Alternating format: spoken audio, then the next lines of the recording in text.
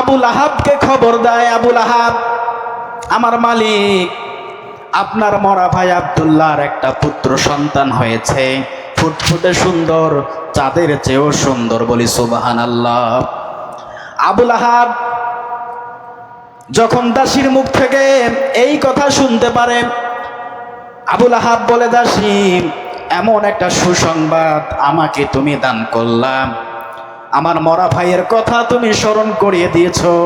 আহারে, আমার মরা ভাই আব্দুল্লাহ যদি আজকে বেঁচে থাকতো, তার সন্তান হয়েছে, কতই না খুশি সে হতো।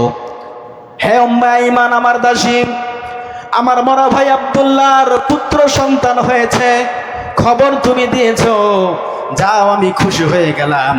আজ থেকে আমার দাসত্ব করা লাগবে না, তোমাকে আজাদ করে দিলাম, তুমি এখন মুক্ত, স্বাধীন। আল্লাহু আকবার।